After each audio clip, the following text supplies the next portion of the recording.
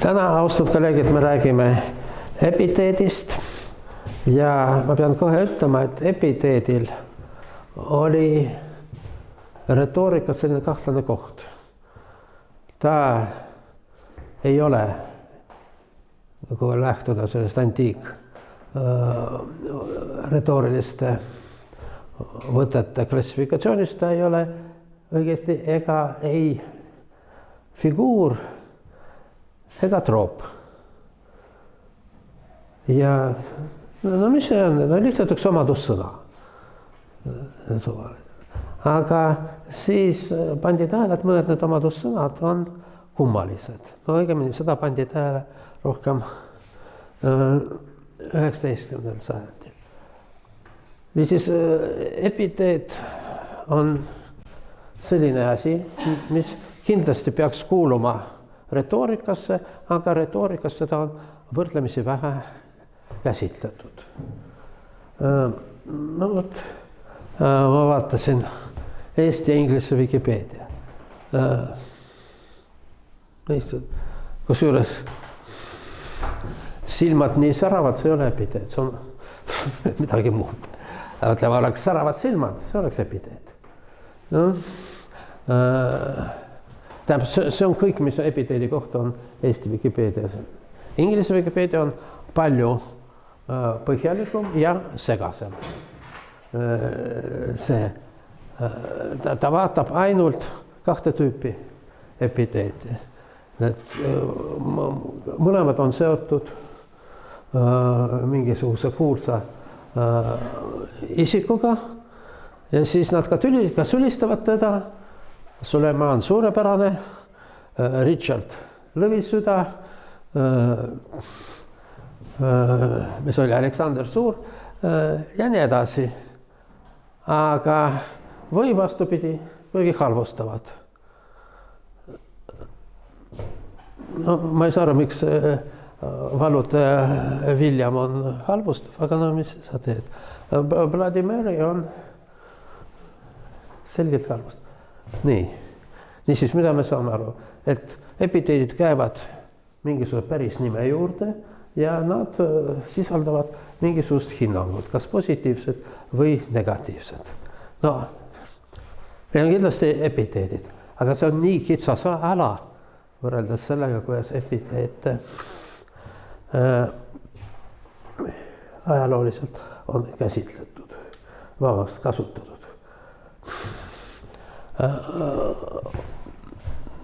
Hoopis paremini on asi Vene Wikipeediast ja Vene allikatest tänu Aleksandr Veselovskile. Aleksandr Veselovski oli väljapäistav ja isegi ma ütleks praegu alahinnatud kirjandus- ja kultuuriuurija, ehkki omal ajal ta oli väga hinnatud. Ta kirjutas palju. No, ütleme, ta alustas italianistina. 2 köidet Boccaccio elust ja loomingust itaalia keeles. Ja germanist ja nii edasi. Tema elutöö on ajalooline poeetika.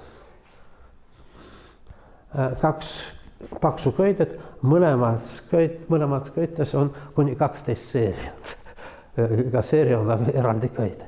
Tohutu palju. Nii, tema tugevus oli see, et ta ühendas endast empiirilist uurijad ja teoreetikud. Teine asi on see, et ta elutöö ei saanud lõppu, nagu ta oli lootnud saavutada. Mis oli ta eesmärk? Midagi ma räägin valesti. Mis oli ta eesmärk? Luua süžeede, žanride ja motiivide sellise Mendelejevi tabeli, kus kõik süžeed, motiivid, žanrid ja nii edasi on omal kohal ja oma loogilisel kohal ja nagu ette kirjeldatud. Tema ajalooline poeetika pidi olema nagu sissejuhatus sellele suurepärasele klassifikatsioonile, aga ei olnud. Tähendab, sissejuhatus oli, aga päriselt ei jõudnud.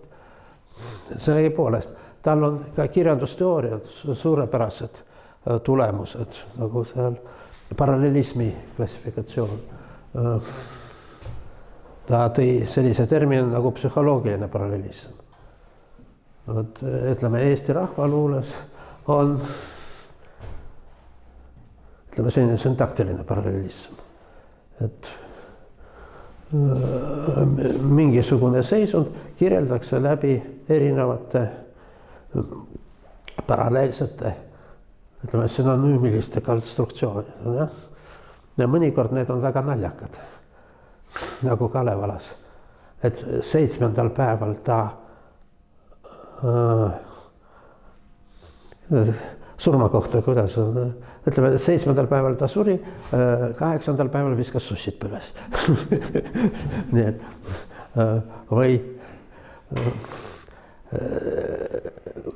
6 seemnet ta leiab, 7 seemnet ta korjab üles. No seal Kalevalas ja üldse regivärsides, need on selge, miks 6 ja 7, sellepärast, et alliteratsioon. Aga need ei ole ja keegi ei pane tähele, et need on nagu vastuolus. On selline tuntud Eesti regilaul nimetatud Riias ristitud. Et mälu järgi, ja mul on rikas ristiisa, mul on rikas ristiema. Nii, suurepärane, jah. 5 mind Riia risti. Nii, kumb siis? Või see risti isa ja ristiema on üks ja sama isik. 5 mind Riia see ristimasse, Tallinnasse nime panema. Minu nimi Riia linnas, kuldraamatu sees, vaskraamatu vahel. Nii, seda nimetatakse tautoloogiline parallelism, ehkki saad aru, et tautoloogia on poeetiline. Jah? Et see ei ole matemaatika või geograafia harjutus. Lihtsalt üht situatsiooni rikkalikult kirjeldatakse. Slaavi folklooris on levinud selline parallelism, mida Veselovski nimetas psühholoogiliseks. Esimeses reas kirjeldatakse loodusnähtus, teises reas hingenähtus ja nad on paralleelsed. Ja? Et seal tuule käes mis aja, oksad painduvad, mu süda valust niretab. Tavaliselt need on sellist parallelismid kirjeldavad neiu seisundid, aga on ka mingisugused kangelased. Nii, veel, kui rääkida Veselovskist, teda võib pidada feministliku kirjandusteaduse rajaja, enne igasugust feminismi. Ta kirjeldas muuseas ka enne kõike Itaaliaga üldse Lääne-Euroopa naist kirjanduses ja selle sümboolikat, üldiselt see oli uurimus roosist. Ja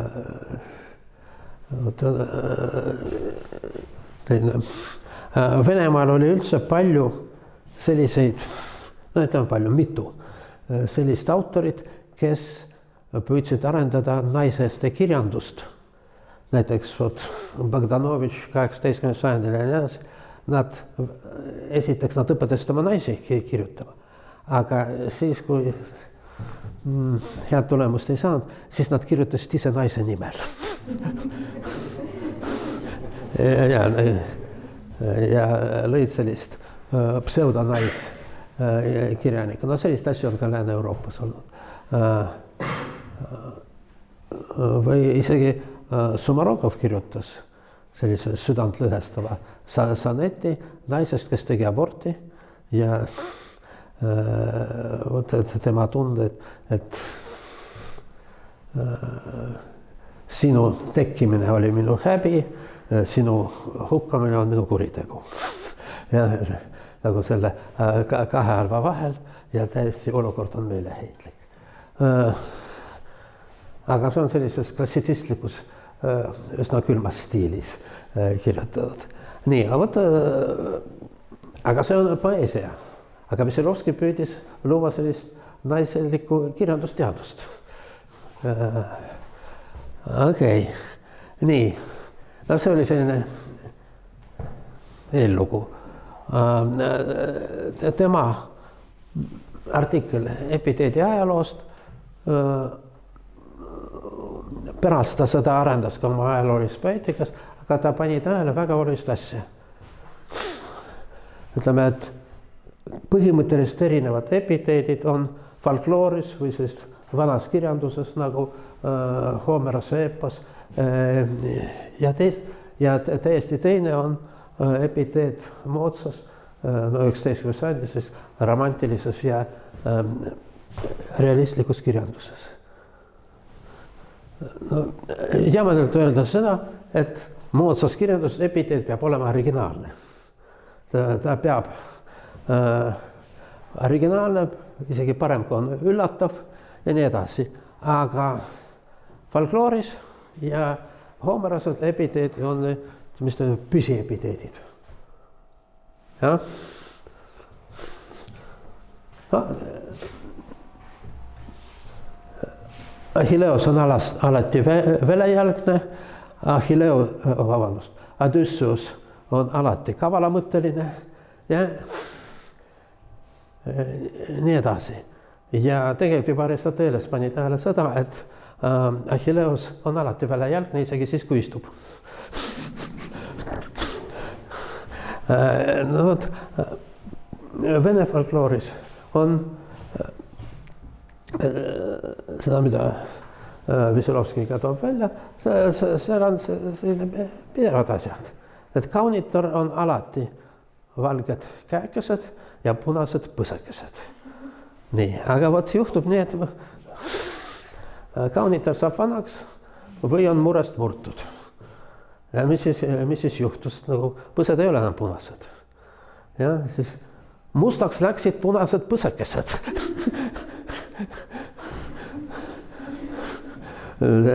Sama asi valgete kätekestega. Punased põsed on, valged käed on see mitte omadus, aga see olemus. Kasutades Aristotelese terminit, see on substants, aga see, et nad läksid mustaks, see on aksidents. Ja? Nii. No, et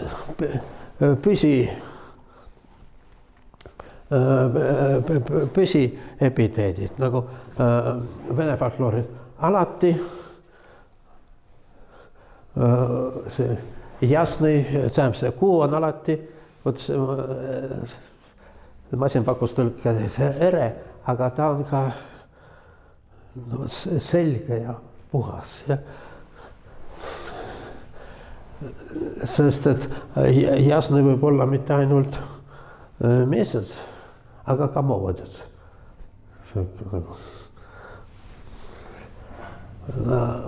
Moodis on nooruk, kes on ilus ja tugev korraga.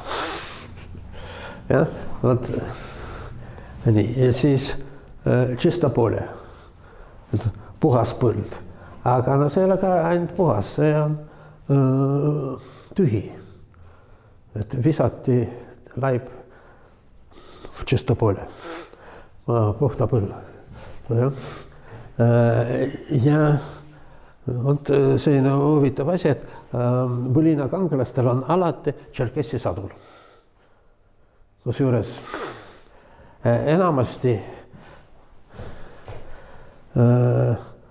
Bulinad on üles kirjutatud 19. sajandil Arhangelski kubermangus. Tšerkessidest neil polnud mingit aimu, aga ju siis Kiievi Venemaal, niinimetatud Kiievi, ma ei taha Venemaal, Kiievi Venel, ja, ruski. Isegi see termin Kiievi Vene, nagu me rääkisime teistes loengusarjades on 19. sajandi välja mõeldud. Tol ajal see oli lihtsalt Russ. Aga see, mis oli Moskva ümber, see ei olnud Russ, see oli Moskovia. Nii, vot selles ilmselt neil olid tšerkessidega kontaktid ja kuna tšerkessid olid, kas eesti keeles on tšerkessid või tšerkassid? Ei, tšerkessid. Vot, ma siin ka tõlgib valesti. Vot nendel Põlina vägilastel peab olema ainult vot selline sadul. Mingit teist sadulat ei ole neile ette nähtud. Ja siis Veselovski toob järgmised 2 etappi. Ütleme, 19. sajandi luuletajate loomingus on epiteedid täielik vastand sellele, mis oli traditsioonilistes tekstides. Nad peavad olema originaalsed ja individuaalsed.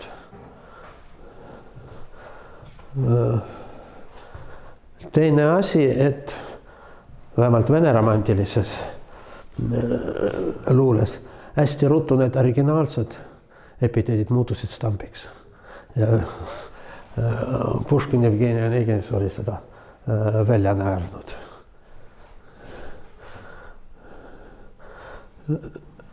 Seal Lenski kasutab igasugust romantilisi tsitaate, aga Onegin talle vastab nagu see rumal.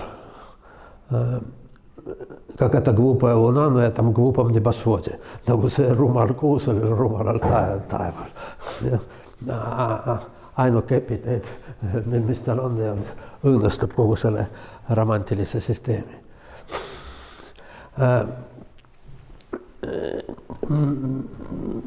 Mis oli epiteedi käsitlustes selline pidev motiiv, et neid käsitleti kaunistustena. Et lihtsalt Achilleus on nagu igavõitu, aga siis me ütleme, et välejälgne siis see kaunistab seda tegelast või nagu Inglise Wikipeedias vastupidi nagu halvustab. Kuninganna Mary oli verine. Ta ei olnud verisem kui tema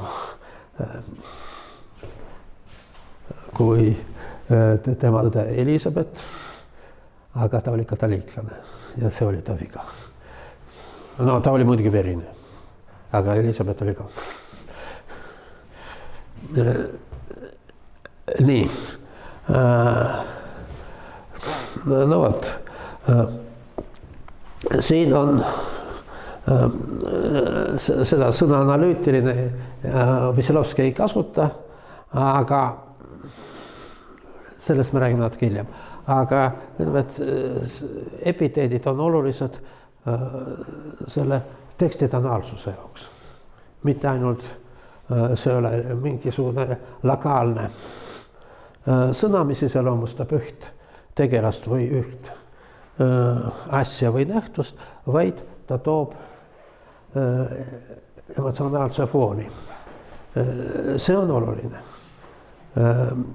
Sellest troopide tekstuaalses rollis me räägime põhjalikumalt hiljem, mitte täna. Nii.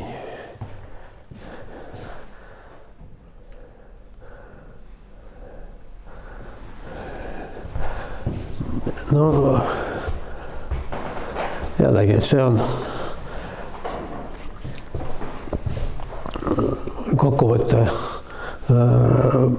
Veselovski artiklist, niisiis. Et see väljendab enamasti epiteed omadussõnana, aga võib ka olla nimisõna. See on oluline, et see nimisõna võtab omaduse rolli. See on meil rõõm ja müra, nagu kõrvuti. aga rõõm on siin omadussõna rollis. Me ei saa seda muuta teisiti. Rõõmumüra on milline müra, aga mürana rõõm me ei saa öelda. Tähendab, saame küll, aga see on teine epiteet. Kui on kaks nimisõna koos, siis see asi on enam-vähem sümmeetriline, aga siin ei ole, sest üks kaotab oma substantsionaalse ja muutub omaduseks. Kirglik armastus, võime küll armastuskirg, aga see on ikkagi teine. Need asjad ei ole sümmeetrilised.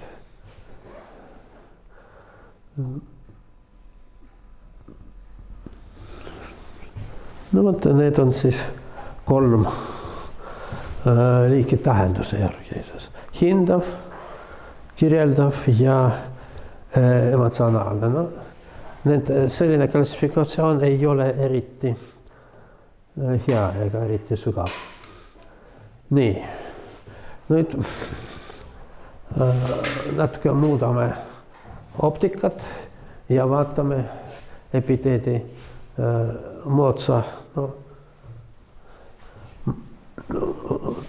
traditsioonilise lingvisti. Tähendab, nagu teate, et kõige suurem viga moe rõivatused on see eelmine mood. Aga üleeelmine, eriti üleeelmine võib olla jälle moodne. Nii, aga see Chomsky ei ole enam moodne. Aga see keeleteaduse 20. sajandi revolutsioon algas Chomskyst ja see oli tema võib-olla kõige kuulsam ja sugugi mitte parem raamat. Süntaktilised struktuurid. Mis oli siin uut, et ta vaatas keelt mitte kui staatilist struktuuri, aga kui algoritmi.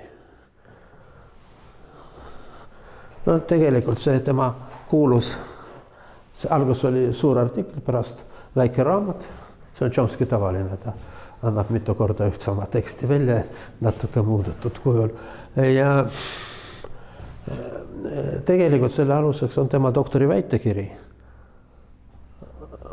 Grammatika formaalsed omadused, vist nii eesti keeles, 56. See on palju parem raamat. No, ta on kirjutatud, ta käises kui matemaatiline filosoof seda, aga seda tegi lingvistidele lahjemaks. Nii, mis oli ta põhiline tees siin, et ta lähtus Ameerika strukturalistlikust inertsist, et tähendus ei kuulu keelde. Vot nagu ütles Blomfeld, üks väljapaistev eelmise generatsiooni ameerikalist, et tähendusi kirjeldab entsüklopeedia. On olemas tuhandeid taimede nimetusi, kui mina tean parimal juhul 10, aga see ei tähenda, et ma ei oska inglise keelt. Sest ma oskan moodustada õigeid lauseid isegi nende sõnadega, mida ma ei tea, mis nad tähendavad. Kui ma tahan vaadata, mida nad tähendavad, siis ma vaatan entsüklopeediasse, aga mitte grammatikasse. Nii et keel on ainult struktuurid. Tähendus on väljaspool keelt. Ja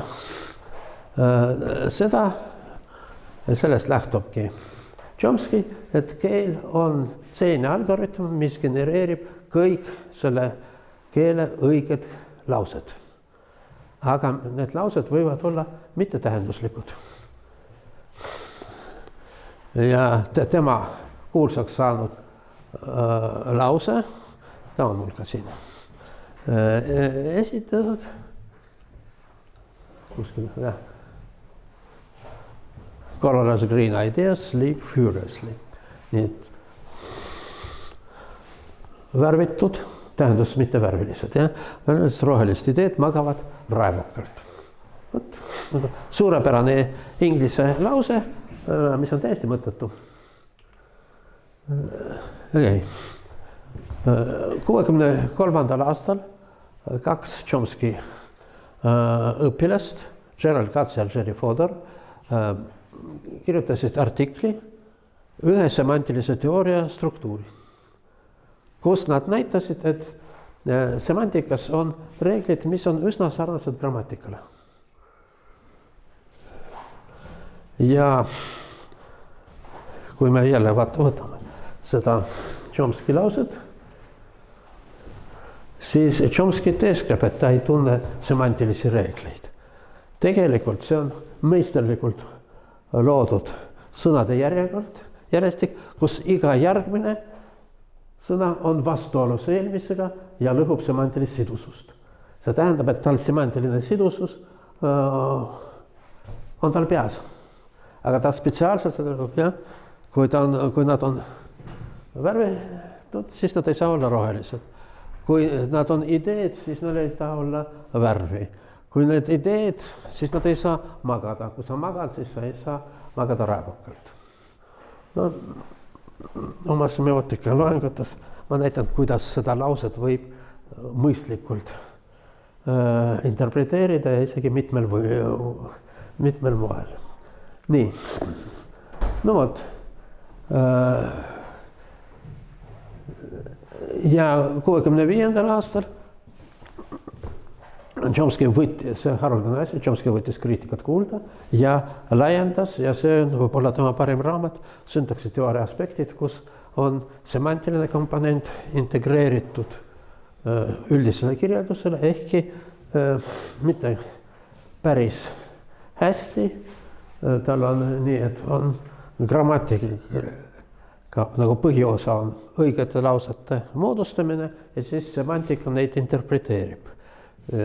Seda lähenemist hakati nimetama interpretatiivseks semantikaks. Järgmise generatsiooni õpilased lõid generatiivse semantika, kus keele väljendite genereerimine algab tähendusest. Aga see ei ole meie teema. Lähme nüüd selle Katse ja Fodoriga edasi. Nii, vot, see on probleem. Inglise sõna bachelor, mida ta tähendab? No, nad toovad välja 4 tähendust, ütleme see, kuidas on eesti keeles see rüütel, kes kannab relvi, kes oli Roland Karl Suurel? Kannupoiss, jah. No ütleme kannupoiss või noor rüütel, kellel ei ole veel oma vappi. Ja, ta teenib teise, vot nagu Roland oli Karl Suurel. Nii, teine tähendus, see väiksem akadeemiline, mis asi, kraad ülikoolis. Mitte midagi ühist ei ole. No? Või siis kolmas. Mees, kes pole kunagi olnud abielus. Ja 4, et noor hüljes, kes jääb ilma paariliseta selle nagu hüljeste pulma ajal. Nii, mitte midagi ei ole sarnast. Aga vot on. Mis nad teevad, Katse ja Fodor? Nad semantilised komponendid jaotavad 2. Ühed on semantilised markerid. Need on sellised süsteemsed asjad. Et kui on meil, ütleme, inimene, või ütleme, kui meil on see on naine, siis ta on inimene, ta on naissoost. Need on markerid. Aga panin tähele, et markerite abil me ei saa sugugi kõik tähendused kirjeldada. Ja siis nad sellist tegid natuke sohki ja panin, kõik ülejäänud on distinguished, nagu eristajad. Need ei ole süsteemsed. No, mis nad tegid? Et võtsid semantika amorfsest väljast, mõned süsteemsed asjad, need süstematiseerid, aga ülejäänud jätsid sinna kuhja. Ootavad oma recyclingud. Nii siis jätame distinguisherid praegu kõrvale ja vot vaatame nüüd seda bachelori. Ja me näeme, et need on üsna süsteemsed. Esiteks nad on kõik elusolendid. Siis esimene jaotus on inimene versus loom. Ja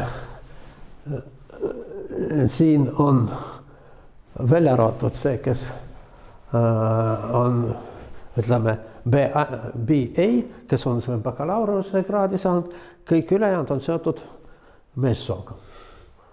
Aga see bachelor algselt ka akadeemiliselt Inglismaalt tuli, see oli muidugi ainult mees.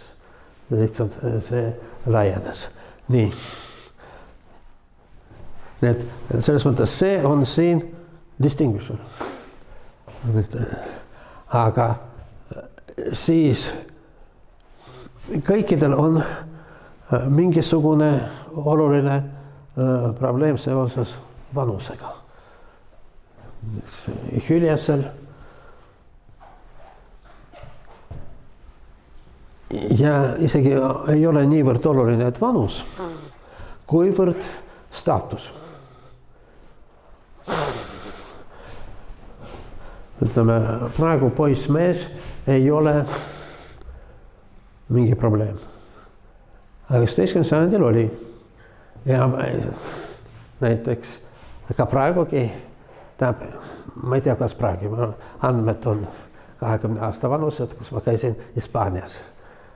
Ja siis see väga oluline see, et mina olin senior, aga minu poisid, lapselapsed, nad olid caballero, kavaleerid. Ja? Nii et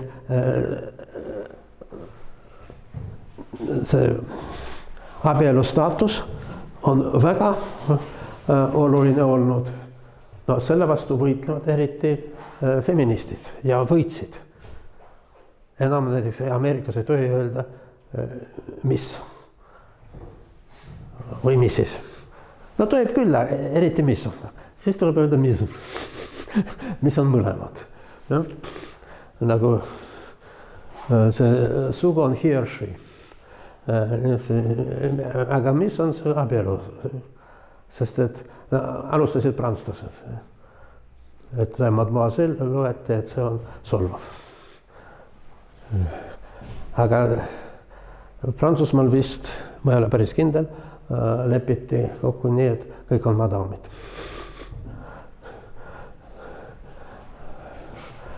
Nii. Sest mademoiselle arvati, et see on patroneeriv. Nii et me näeme, et see asi, bachelori, ei ole suugi lootusetu. Nüüd vaatame seda epiteedi seisukohalt. Mis oleks traditsiooniline epiteet? Noor Roland. Eks ole? Miks ta on noor, sest ta on kannupoiss. Ta võib olla vana. Kannupoiss võib olla vana, aga kuna ta on kannupoiss, siis ta on noor.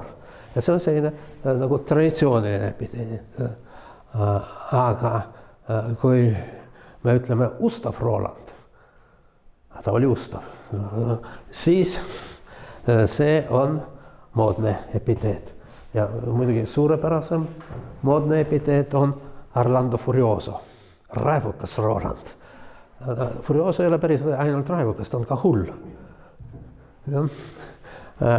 Nii, vot see on siin selge vahe kahe epiteedi strateegia vahel. Nii, aga nüüd vaatame korraks seda, see on kõrvale põike. No muidugi see. Mis kannupoiss teeb?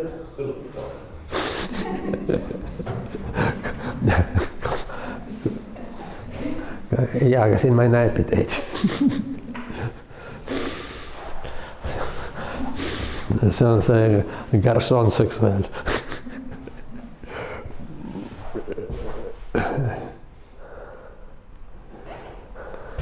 kui me juba tegime sellist trollinalja, siis ma pean seda anekdooti rääkima, kuule, et ei saanud aru.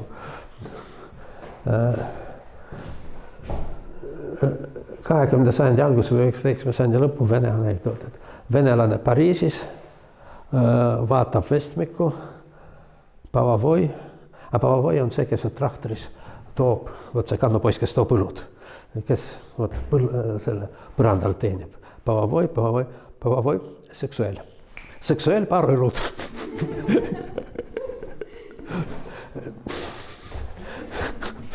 Nii. Nüüd ma kirjutasin seda lauset siin 7 korda. Te näete, et 7 korda.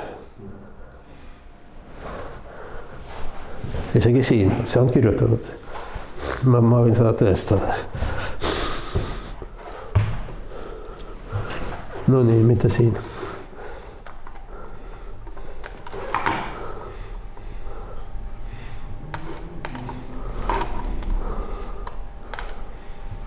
Mis need värvid on? Jah. Nii, siis ma kirjutasin seda 7 korda.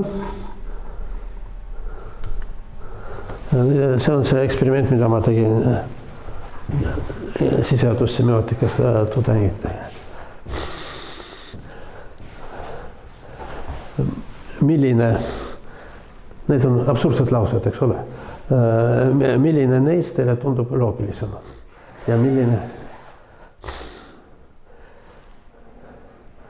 no, ma ei hakka teiega tegema eksperiment, peaaegu alati oli see, et see on nagu loogilisem, aga kui ma palusin ette lugeda, siis selle peal nad kõige rohkem takerdusid punasele. Sest et siin need rohelised ideed on punast värvi. Siin tekib selline teatud kognitiivne resonans.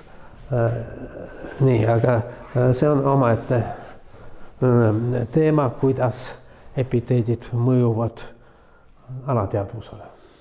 Sellest võib-olla ükskord hiljem räägime.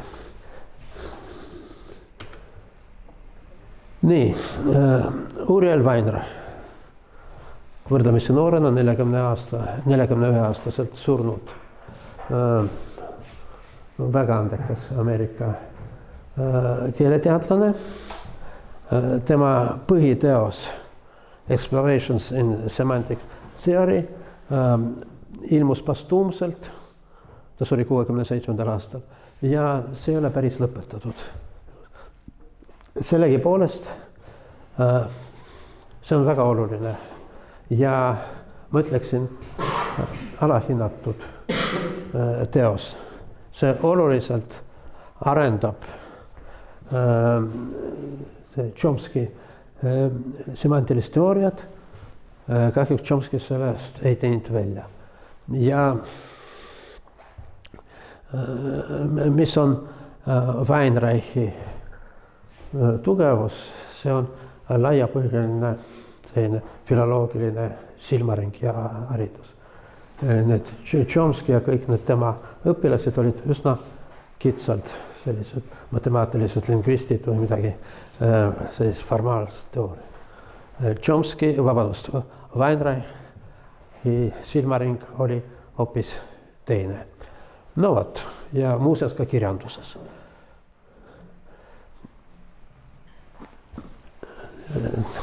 Ta alustab kahte tüüpi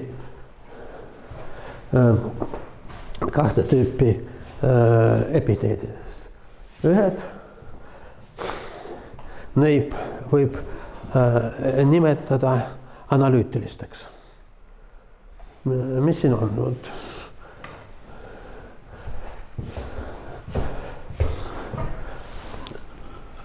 Lõvil on sellised, ütleme, markerid. Ja kui me mingisugust sellise markeri võtame ja leksikaliseerime ja toome siia ette, nagu tugev lõvi või seal, kui ta, see on natuke keerulisem, kui ta on kiskja, siis ta võib olla kuri, ütleme kuri lõvi. Need on kõige lihtsamad.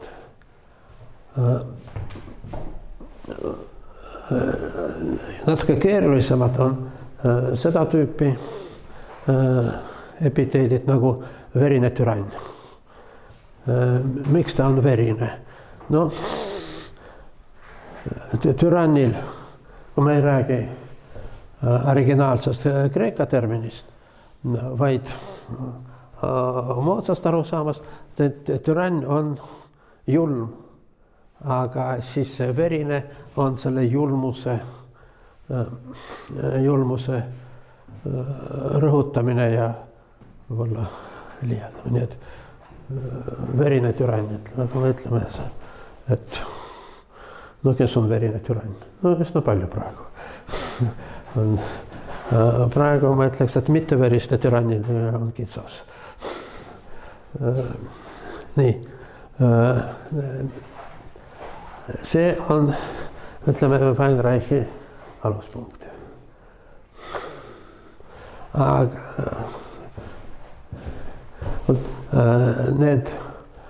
ta paneb tähele sellist, et need traditsioonilised epiteedid on tihti ülearused.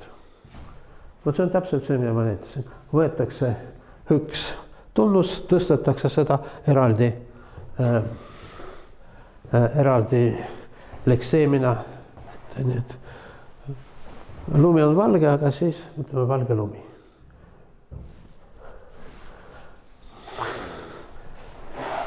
Seda nimetatakse siis pleanastlikuteks konstruktsioonides.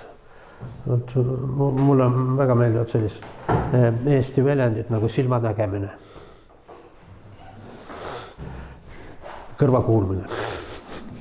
Ütleme, moodne autor oleks nimetanud, et silmakuulmine ja kõrvanägemine. See oleks originaalne. Ja? Või tuletikud. Päris head. No, ehkki me saame aru, et ajalooliselt esimesed tikud ei olnud tuletikud, need olid sellised pulgakesed. Aga siis nendest pandi sinna väävlite mis asjad juurde ja siis nendest said tuletikud. Küsimus, et miks need on? Ja siin Weinreich läheneb sellele, millest ma räägin natuke hiljem täna, need on vormelid. Need ei ole lihtsalt sellised kinnistanud epiteedid, aga neil on kindel tekstuaalne funktsioon. Nii. Aga kui sellised pleanastlikud epiteedid olemas, siis see annab sama loogika, selle me võime teha nii-öelda antipleanastlikud. Konfliktid toome, valgus on valgune, aga siis me teeme sellest antonüümi ja toome epiteedina välja. Nii me saame pime valgust. Magus valu. Magus valu on veel keerulisem, sest valu ei ole kibe. Või on? No, võib öelda, jah, et kibe valu, aga et magus valu. Ja me saame aru, mida see tähendab. Mis puudutab pimedat valgust, siis 3 viimast loengut Tallinnas mul oli pühendatud pimedusele ja varjule. Ja pimeduse ja valguse suhetes. Nii.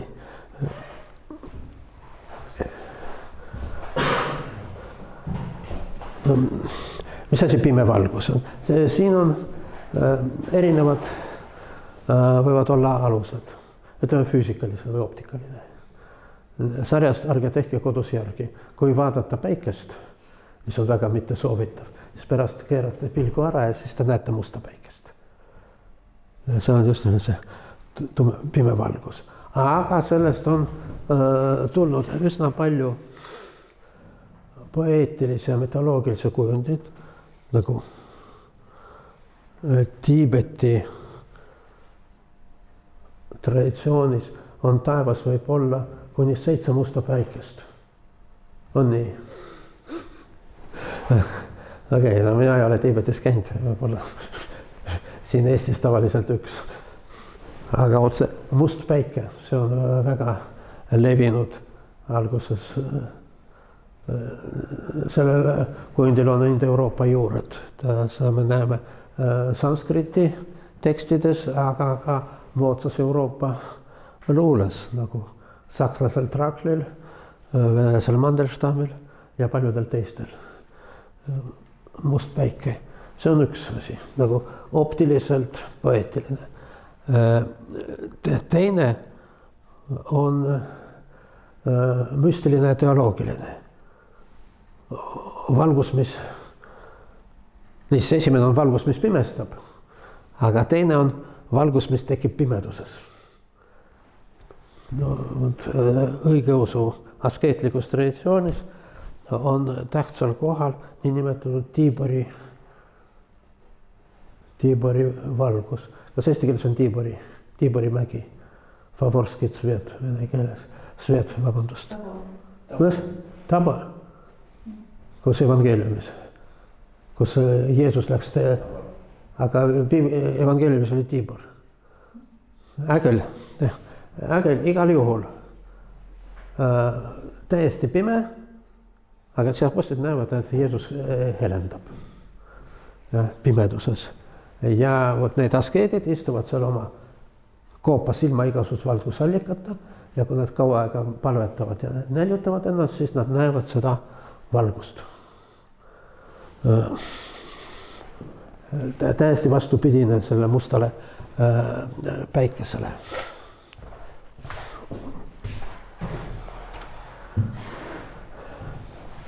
Nii. Metafoorid on meie ülejärgmine teema, aga juba enne ma loodan, et te panite tähele, et mitu epiteedi on nagu neil on nagu mingi metafoori sugemed. Raudne tahe, see on epiteed, aga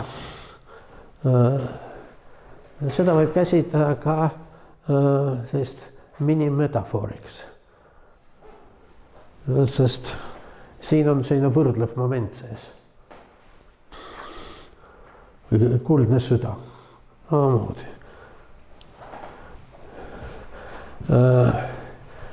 Vot epiteedidel ei olnud seda, mis on metafoori alus, see on tähenduse ülekandmine ühest valdkonnast teise. See oli, möödunud kord me rääkisime Skandinaavia poeetilisest süsteemist, mis oli rajatud Kreetile ja Kenningitele. Ja tihti neid käsitletakse ka kui sellist Skandinaavia retoorikat, aga seal ei ole mingit tähenduse ülekandmist. Nad on kõik täiesti ühemõttelised. Kui ütleme mõõkade pidu, see võib olla ainult lahing ja siin ei ole mingisugust tähenduse ülekandmist. See ei tähenda, et mõõgad seal pidutsevad. See on lihtsalt niimoodi need kokku pandud. Ja see on viga, mida mõned metafoori käsitlejad teevad, et nad leiavad metafoori juba Kenningates. Sest formaalselt on väga sarnased struktuurid, aga neil on täiesti erinev funktsioon. Niisiis, mida teeb veel Weinreich? Ta ütleb, et iga tunnus ei ole lihtsalt selline väike asjakene sõna tähenduse sees. Iga tunnus moodustab semantilist välja. Ja kui me räägime rauast ülekantud tähenduses, siis see ei ole ainult raudne tähe, aga ütleme raudsed sõnad. Või see lühendatud metafoor. Kas sa homme tuled, ütleme kinno, raudselt?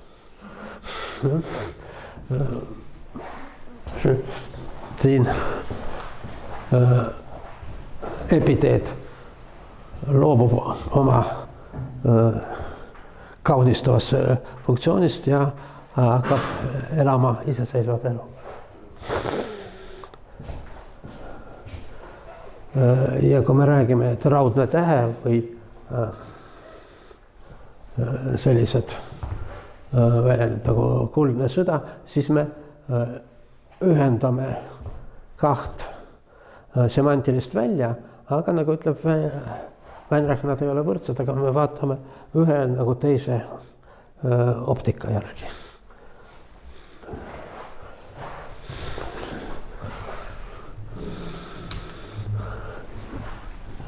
Epiteedide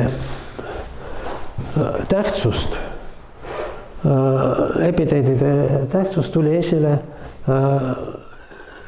Barry-Lordi teoorias. No, seda ma ei leidnud eesti keeles head vastet. Oral formula theory.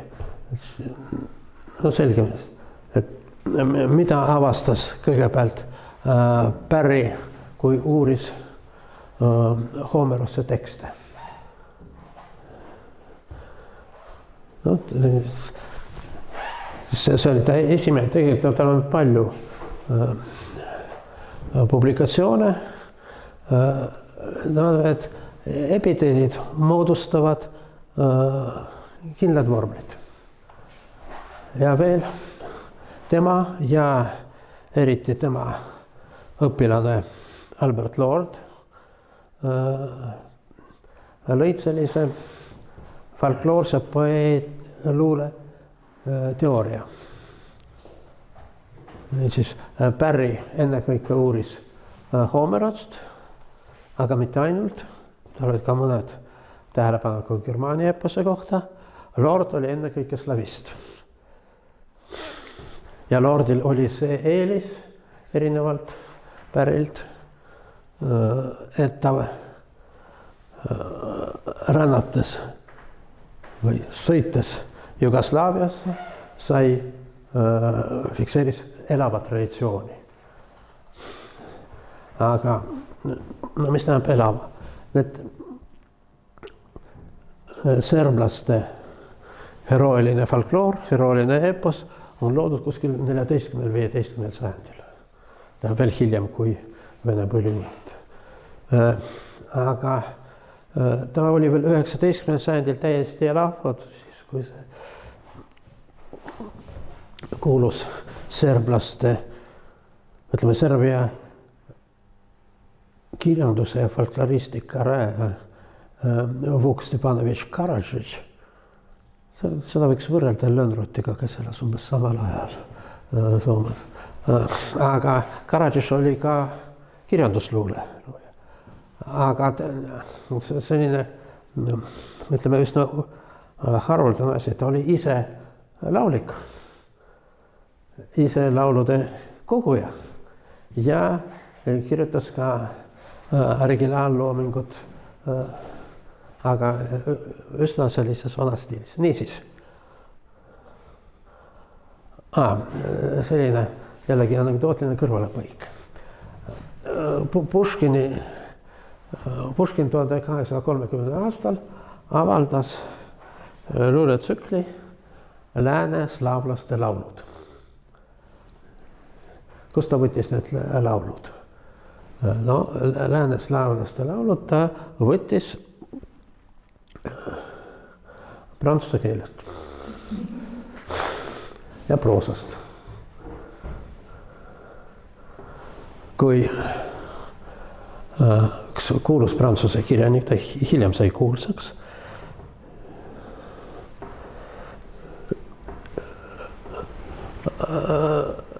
väidetavalt rändas sinna Balkanisse, kirjutas üles need säälsed laulud, tõlkis proosas prantsuse keelde ja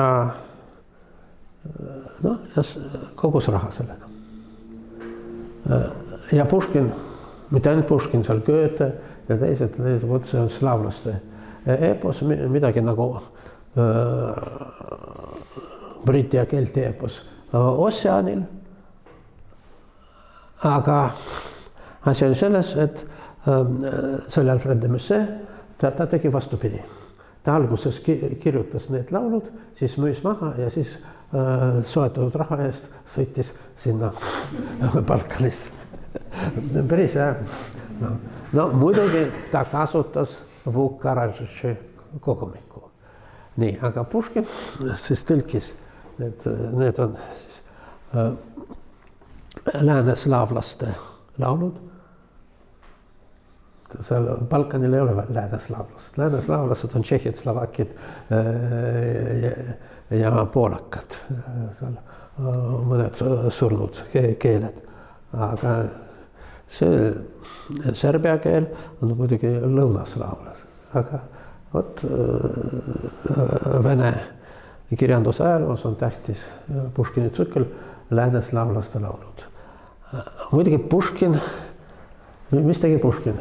Ta rekonstrueeris versimõõtu ja ta tõlgis versidesse. Ja mis versimõõtu ta kasutas seda, mida kirjeldas Aleksandr Vostokov, väljapaistev filoloog, teda loetakse üheks ajaloo võrdleva keeleteaduse rajajaks nagu Grimm ja Raski. Muuseas, Vostokov oli sündinud Saaremaal ja võimalik, et ema oli eestlanna. Aga emal ei olnud mingit tähtsust. Ema oli kindlasti pärisori, tema isa oli parun Osten-Saken, kuulus suguvõsast ja ta oli sohilaps. Ema ei ole tähtsas ja teda väga vara saadeti üldse Saaremaalt ära. Mingisugune erusudur teda õpetas saksa keelt. Nii, tulemuseks. Ja siis ta läks Peterburi kunsti ja kirjanduste õppima. Tulemus oli see, et eluaeg väga raskelt kogeles. Vihkas sakslasi. Talle pandi perekonna nimi. Tüüpiline selline traditsioon. Kui isa on Osten-Saken, siis pandi lapsele perekonna nimeks Ostenek, väike Osten. Ostenek. Ta vihkas seda ja muutis Vostokoviks ja sai sellist slaavi natsionalistiks. Nii, aga ta täiesti teadlikul meetodil rekonstrueeris üldslaaviku versimõõtu. Hiljem Roman Jakobsoni uuringud näitas, et suurel määral Vostokovil oli õigus. Ja Puškin siis kasutas seda versimõõtu nendes lääneslaavi lauludes. Nii, tuleme Perialordi juurde tagasi. Homerose eepos on suur. Need, ma unustasin öelda, et see Musset raamatu nimi oli Guzla. Ütleme, kannel. Slaavi gusli. Üldiselt see sama muusikaline riist, mis kannel. Ja nagu te teate, kannel oli mitme poeetilise kogumiku nii Soomes kui Eestis välkirjas. Nii. Ja need laulikud olid guslarü. Nad mängisid kannelt ja retsiteerisid. Täpselt nii nagu seal Karjalas. Löönrud enamus materjali sai mitte Soomest, praegust Soomest, aga Karjala territooriumist. Ja kust nad teavad kogu see teksti peas. Aga nagu ütleb Päri, nad on võrdlemisi piiratud, seal mõnisada vormlit, mida nad kombineerivad. On kindlad vormid värsi alguse ja värsi lõpu kohta. Need on eriti ranged. See, mis on värsi keskel, see on natuke lõdvem. Seal on rohkem improviseerimisvõim.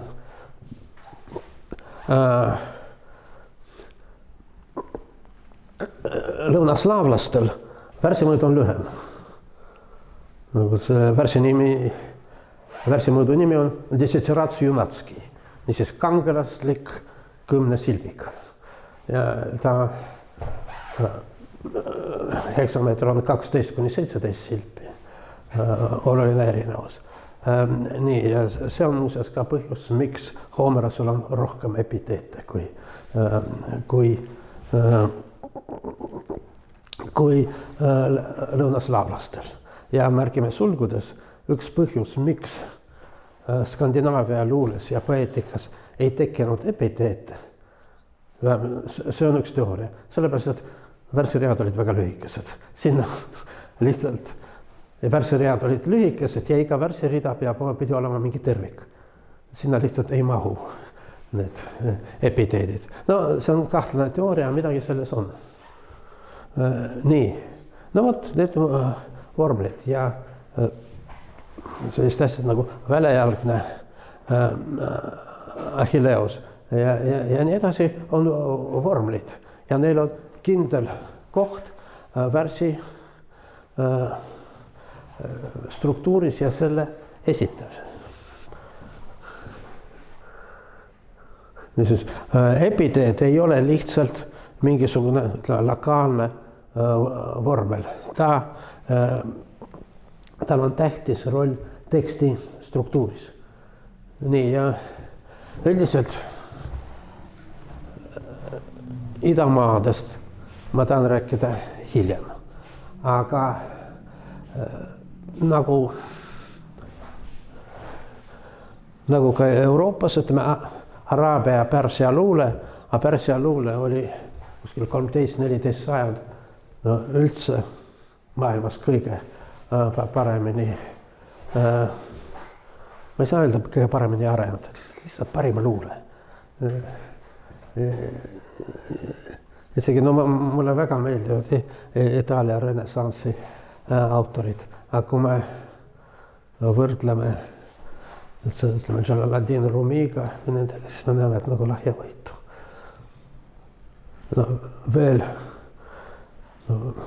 väga võimas traditsioon oli keskaegne Armeenia luule.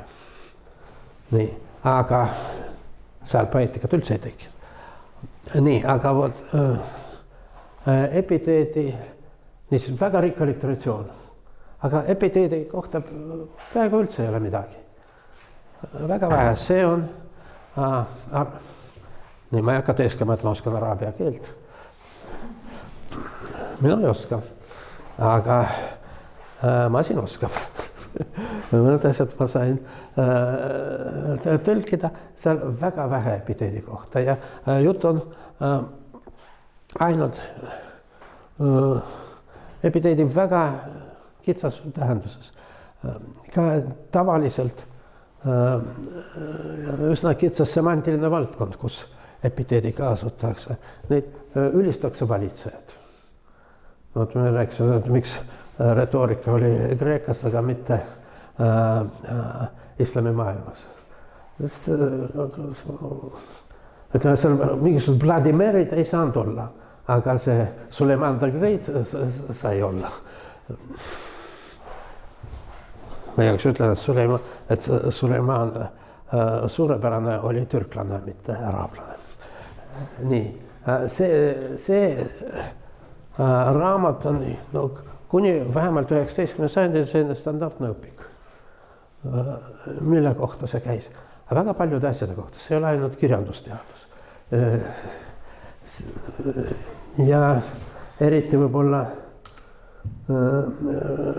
Šamskvais Razi, tema, ma ei hakka isegi hääldama, kuidas traktaadi nimi on, see on veel varem, 13. sajand, aga see on araabia keeles, aga käsitleb Pärsia luulet. See on päris huvitav tekst, kus Pärsia näited on araabia tekstis sees. Ja siin ka epiteedid on põhiliselt vaatab armastusluules. Aga me üldse vaatame seda Pärsia, araabia, ütleme Pärsia luulet, sest see oli väga suurel määral armastusluule, isegi siis, kui tegemist oli kangelase eposega. nii, sellega ma täna lõpetan.